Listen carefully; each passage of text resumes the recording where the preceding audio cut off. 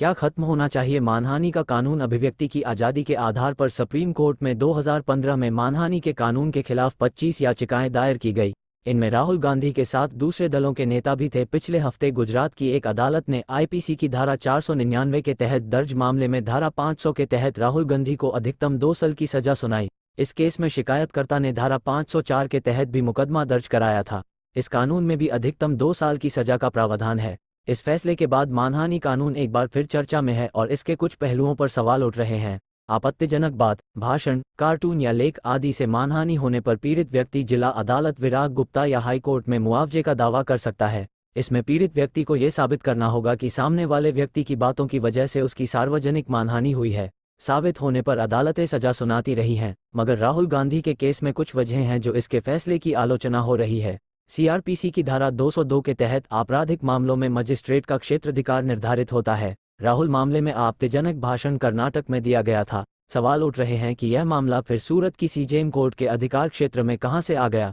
Supreme court ने अक्टूबर 2022 में मनोज तिवारी के खिलाफ आपराधिक मानहानि के मामले को खारिज करते हुए कहा था कि धारा 499 के तहत आरोप लगाने के लिए पीड़ित व्यक्ति की स्पष्ट और सीधी मानहानि होनी चाहिए। राहुल के भाषण में नीरव, ललित और नरेंद्र मोदी के नाम थे, इसलिए विधायक पूर्णेश मोदी की मानहानि होने और उनके दायर मुकदमे की वैधता पर भी सवाल है। तेज सुनवाई के लिए देश में 764 फास्ट ट्रैक अदालतों का गठन हुआ है। पिछले 3 सालों में इन अदालतों में मुकदमों की संख्या 10.7 लाख से बढ़कर 15 लाख हो गई है। सुस्त न्यायिक व्यवस्था के दौर में राहुल के मामले में नए सीजेएम ने महीने भर में सुनवाई खत्म करके फैसला और सजा सुना दी। सुप्रीम कोर्ट ने 1965 के कुलतार सिंह मामले में कहा था कि राजनीतिक बयानबाजी के मामलों को अपराध के दायरे में लाने से बचना चाहिए। 168 पेज के गुजराती में दिए फैसले में के मुताबिक 2 साल से ज़्यादा सजा होने पर सांसदी अपने आप रद्द हो जाती है। सुप्रीम कोर्ट में पीएल दायर करके मांग की गई है कि मानहानि से जुड़ी सजा के मामलों में सांसदी रद्द करने के कानून पर पुनर्विचार हो।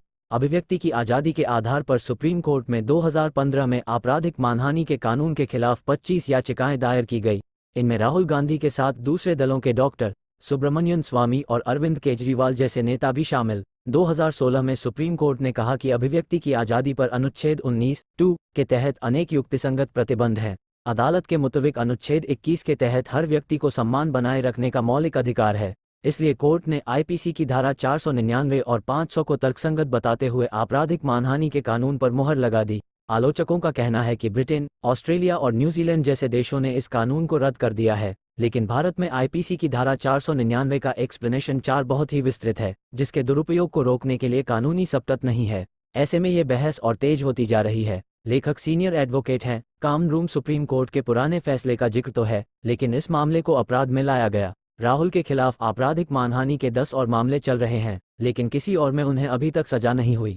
इसलिए पहले अपराध में अधिकतम 2 साल की सजा दिए जाने पर भी सवाल खड़े हो रहे हैं। कहा जा रहा है कि आर्टिकल 19(1)(a) के तहत अभिव्यक्ति और बोलने के जो हमारे मूलभूत अधिकार हैं, मानहानि का कानून उस पर प्रहार करता है। इसी आधार पर सुप्रीम कोर्ट में इसके खिलाफ काफ़ी कुछ हो चुका है। सुप्रीम कोर्ट के लिली थॉमस मामले में 2013